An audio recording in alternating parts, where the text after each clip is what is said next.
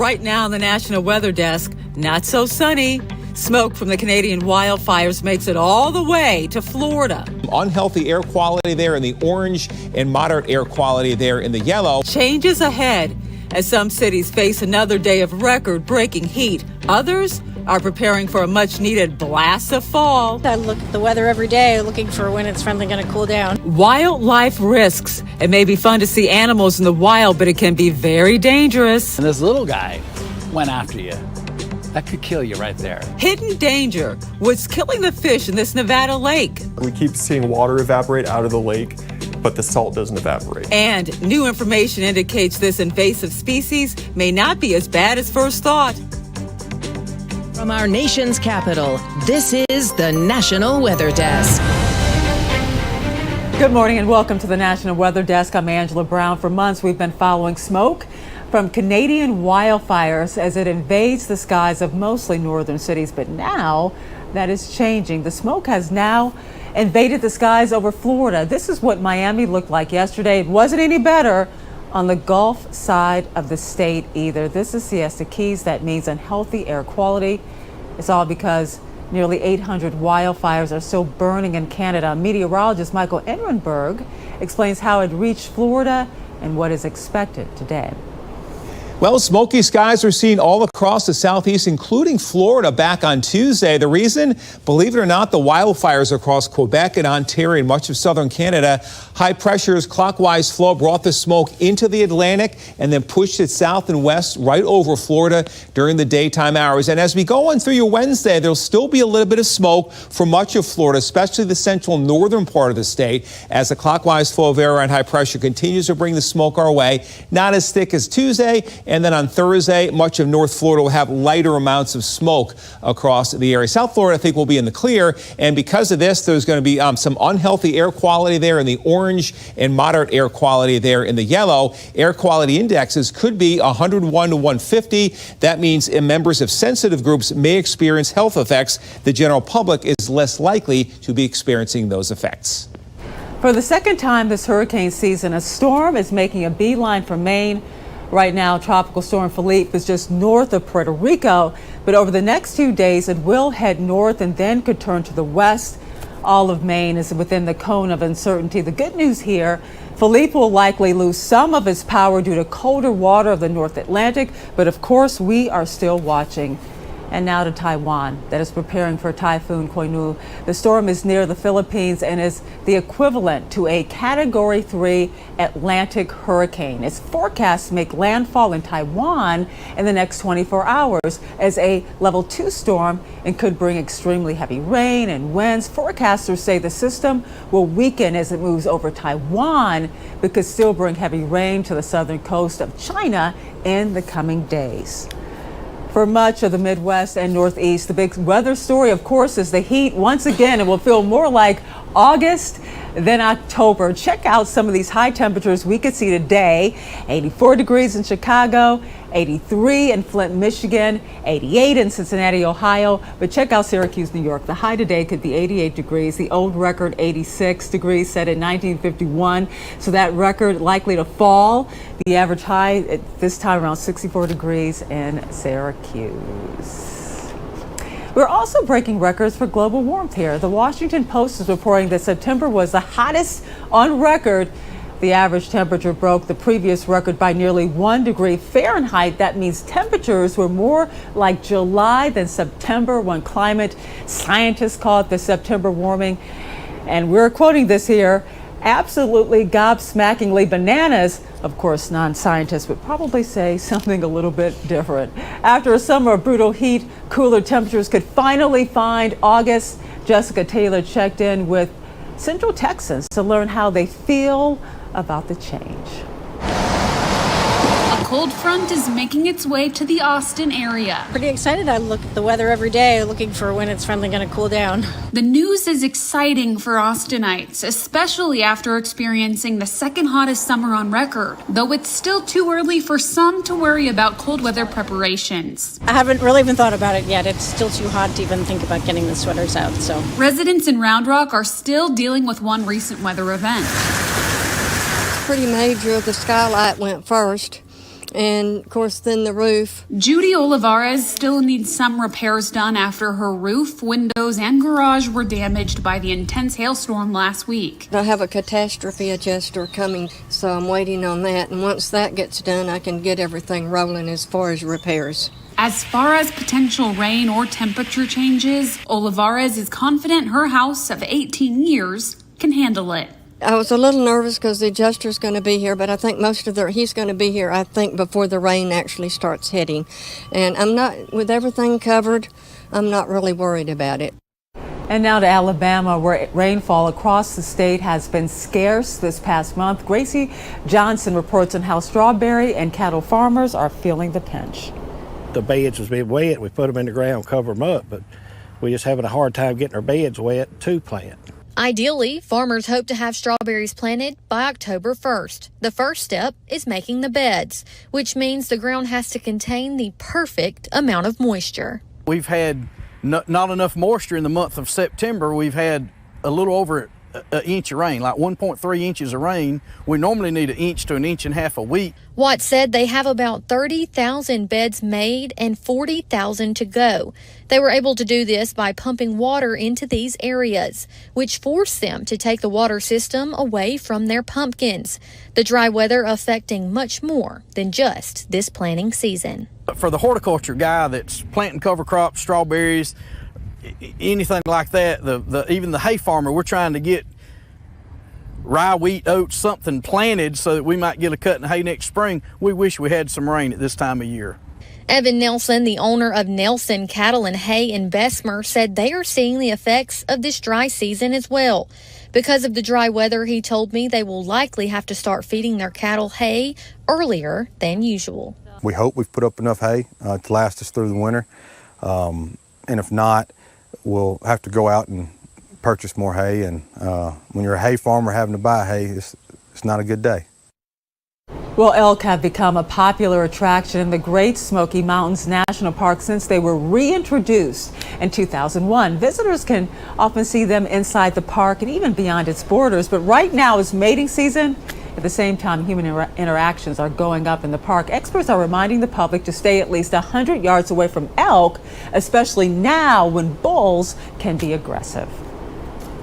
Just think if you were there and this little guy went after you, that could kill you right there. So people, please be safe. Be elk smart, please. Nelson says he'd like to see more volunteers and staffing to enforce the distance rule. The National Park Service says if a person gets so close to an elk or other wildlife that it stops feeding, changes travel directions, or changes its behavior, that's also too close. To give you an idea of just how powerful elk can be, check out these pictures right here. They came from Jasper National Park in Alberta, Canada. A bull elk charged at these trucks when the park visitors stopped to take some pictures. No one was hurt, but it serves as a great reminder here to give elk space, especially during rutting season. And you can expect an alert on your phone and TV today. FEMA is going to test the National Wireless Emergency Alert System at 2:20 p.m. Eastern this afternoon. An alert will also be sent out on the radio. The test is required every 3 years just to make sure systems are alerting people about things like an Amber Alert, safety threats and also severe weather threats and stuff like that. And here is some food for thought, or at least food may actually come to mind because of this newly released image from NASA capturing a moon that orbits Saturn. Some say it's shaped like a ravioli. This image of Saturn's innermost moon was taken around 6 years ago, but we are now just getting our first look. Scientists say Pan has a prominent ridge along its equator, and that gives the moon its distinctive shape. And coming up on the National Weather Desk, we'll head to Wisconsin for a look at the start of their salmon spawning season. And we'll tell you about the new invasive species threatening Michigan forests. But before we take a short break, let's do a test of our weather wit. Precipitation that vaporizes before making it to the Earth's surface is known as what? Fog, virga, cloud, droplets, or haze? The answer when we return.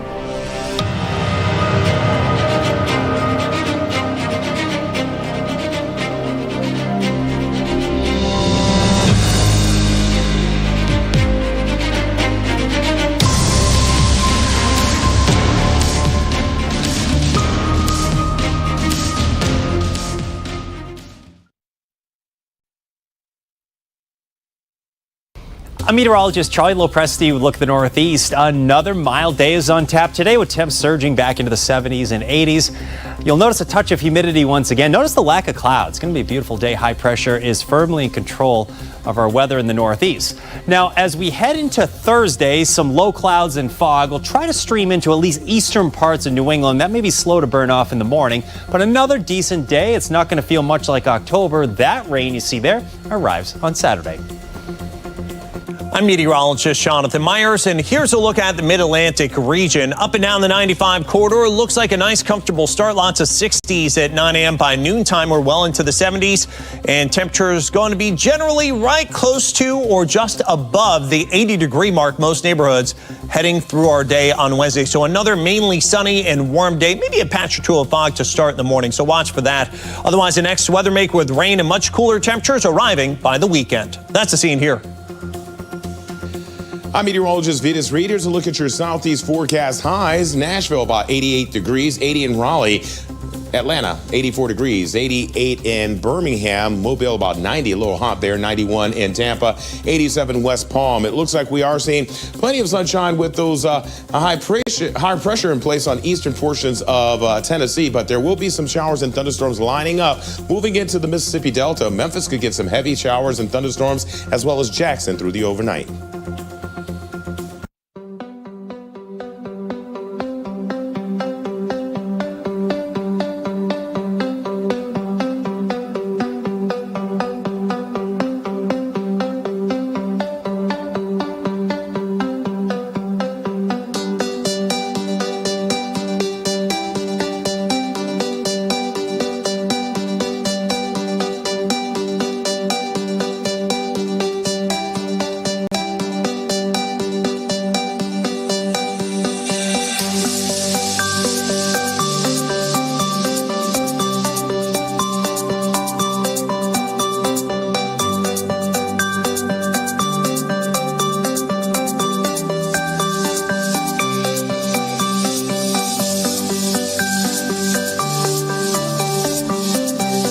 Weather Window, presented by the National Weather Desk. An early morning sun in Michigan highlights three swans, developing fall colors at a local park, along with reflections forming nature's version of a watercolor painting. And a post-storm rainbow is frozen in time over the Oregon Mountains in Las Cruces, New Mexico. For more content like this, like the National Weather Desk on Facebook. And before the break, we asked you to identify precipitation that vaporizes before it reaches the Earth's surface. The answer is Virga. This happens when precipitation falls from the base of a cloud but evaporates when it hits drier air on the way down. That's why we never see it and the ground remains dry, but the radar can still pick it up. An example of this is captured in this photo by Tom Harris of Traverse City, Michigan. And if you want to test more of your weather knowledge, head over to our Instagram account, where every Wednesday we post a short weather quiz. Just search the National Weather Desk or on Instagram, or scan the QR code on the bottom left corner of your screen. Be sure to give us a follow when you are there. And things are looking up for Walker Lake in Nevada since a push was started to save it from a possible ecological collapse. Effects from the wet winter seem to be making a positive difference. But is it enough? Kim Burrows visited the area in May when the spring runoff was starting. She has an October update. I mean, it's $1 million view. Walker Lake, 11 miles of beauty, but there's something lurking in the water. We keep seeing water evaporate out of the lake, but the salt doesn't evaporate. The concentrated salt has killed off the fish, the festivities, and many of the water sports on the lake. When the fish left, it just destroyed the tourism and the economy here. People would drive from other states to come down here. Hundreds of years ago, the lake used to be half the size of Lake Tahoe. Today, it's a quarter of it, and the more recent years-long drought has made things worse, which directly impacts the small communities of Walker Lake, Hawthorne, and Schurz on Native American land. Then Nevada got a record winter with record runoff. Oh, it's amazing. I mean, prayers were answered for sure. This summer, the lake is up 15.3 feet. That is helping bring back the people.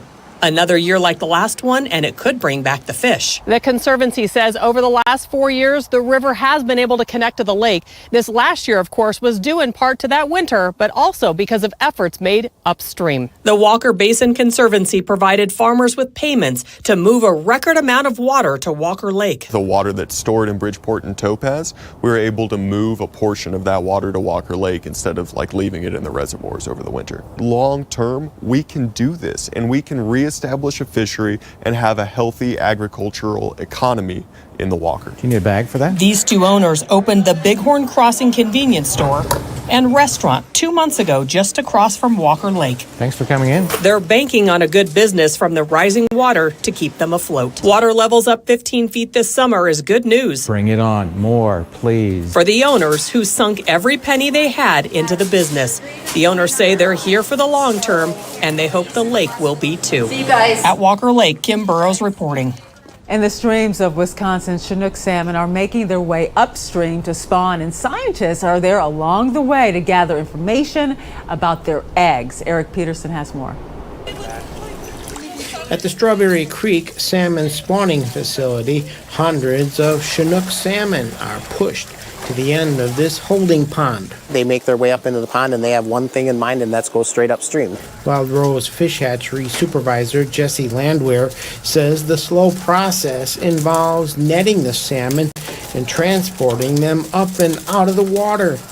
Biologists gather information about the fish and take as many tiny round eggs as needed. The fish that are coming in, they're at the end of their life cycle. Their last goal is to spawn and lay eggs, and we're going to use that offspring, those eggs, to produce fish for future years. Scientists say the sport fish were introduced to Lake Michigan in the 1960s, but have had trouble reproducing naturally. Enter the Strawberry Creek facility. DNR Fisheries Team Supervisor Nick Legler says flowing water at this site typically provides a helping hand. We actually have a big diesel engine that we pump water from the lake up into the stream and the pond. But unfortunately, sometime between yesterday evening and this morning, it seems like the pump stopped pumping water. So we came here this morning and there was very little flow going through the pond, and the dissolved oxygen levels were relatively low, so a lot of the salmon did end up dying. DNR officials estimate about 40% of the salmon died. Jesse Landwehr says these eggs will not be shipped to the hatchery, but used for bait instead. He says the healthy fish were sent to a local food pantry. That's the advantage of the season being a long season. It's a 3-week run on Chinook salmon, so it's day one. It's an early run in the season anyway, so we'll regroup and we'll be ready and still be able to get all the eggs that we need to meet our stocking quotas in the future. A new invasive species called the balsam woolly has recently been found in northern Michigan. Meteorologist Heather Burke explains what this insect is and how it's threatening local forests. So what is this insect? Balsam woolly adelgid is a small 1 millimeter sap-sucking insect that attacks true fir trees. So that's balsam fir, Fraser fir, white, or some people call it concolor fir. And after many years of repeated attack from balsam woolly adelgid, they will eventually kill the fir tree. It was found in Missaukee County by a forester. It was spotted in Missaukee County recently on a private piece of property while a forester was doing actually writing a forest management plan for the landowner. And then we were contacted and we'll be addressing that situation. After repeated attacks, BWA is deadly to the trees. And we don't want that, obviously. We've got almost 2 billion fir trees here in the state of Michigan. And fir is also, those trees are also an important Christmas tree. Christmas tree growers grow a lot of different kinds of fir trees because they make great Christmas trees. And we want to protect Michigan's Christmas trees so that folks can continue to enjoy them and that they can be exported to other states for folks in other states to enjoy. And check your firs for little white fuzzy tufts that are going to be on the main trunk of the tree. And then also look for a tree that has a top that's leaning or branches that they look dead and they've turned red in color. And then lastly, the most interesting symptom of balsam woolly adelgid, it's called gouting. and it's where the end of the branches will be covered with what I can only describe as looking like a kind of a gray slime that's dried on the end of the branch. So the branch is really distorted. And a study out of Penn State says another invasive species, the spotted lanternfly, might not be as bad as once thought. The study says there are only a few types of plants that the insects will stay on for months and months, and that is what is likely to really cause damage, according to these scientists. The real threat is mostly for young tree saplings and select fruit trees, so you can continue to smash them if you see them, but if you don't, they'll end up moving on out of your garden pretty quickly on their own. And time now for a short break, but first, let's take in the views of glaciers in Iceland from above.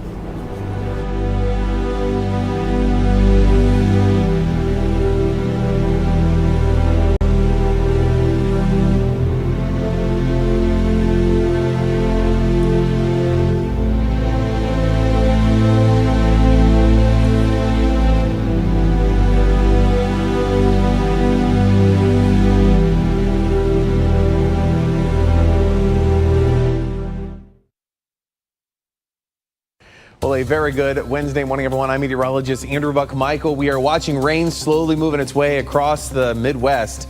Cooler behind it, highs in the 60s, but out ahead of it, enjoy the mid-80s while you have them, because it might be the final mid-80 degree days of the year for the Ohio Valley. That rain continues moving its way to the east for your Thursday, and that cooler air really settles in for us by Friday with a lot of highs in the 50s and 60s, holding on to the 70s at least through Friday in the Ohio Valley. Good morning, I'm meteorologist Alex Garcia. Here's a look at your regional weather. We're waking up into the 70s and 80s to the south, really humid but dry and a little cooler up to the north into the 60s. A weak cold front will start to move a little bit further down to the south. We'll see a stream of moisture coming up all the way from South Texas into Oklahoma. Could see some big storms up into Oklahoma as well. I'm meteorologist Alex Garcia. That's a look at your regional weather. Hi there, everybody. I'm meteorologist Shannon O'Donnell. Good Wednesday morning to you. Some beautiful weather out in the desert Southwest and back toward the California coastline. October is the time of year where the sun really starts shining again, and the fog season is over in San Francisco. We hit 85 in the city by the bay today. 76, a good-looking day in Albuquerque. Back to 70 in Spokane. High and dry all the way through the Intermountain West. Just a couple of sprinkles in Montana near the Canadian border. And that's the scene from here.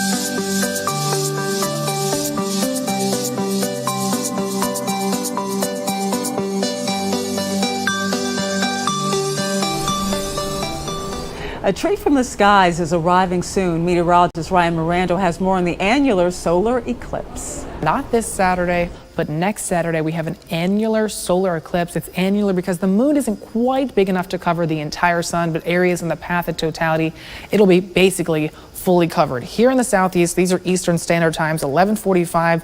The eclipse begins in the southeast. It won't be fully covering up. About 50% of the sun will be eclipsed, and it moves out at about 2:48 p.m. Remember, you never want to look directly at the sun. You want to get your ISO certified glasses. A good idea to do that or buy them online today or tomorrow so that they arrive in time for the eclipse that's happening next Saturday on October the 14th. The path of totality moves it through Texas, the Four Corners, up through Nevada and Oregon, 75% further east, about 50% eclipse further east, but everyone should be able to see some sort of the sun being covered with those glasses on. But you can get a secondary use if you don't have any. There'll be another total eclipse next year in about 6 months on April 8th, 2024. This one will be more favored for the East Coast. The path of totality moves it through the Midwest and up through the Northeast, but even areas in the Southeast getting a lot better coverage, about 75%. Remember, though, never look directly at the sun.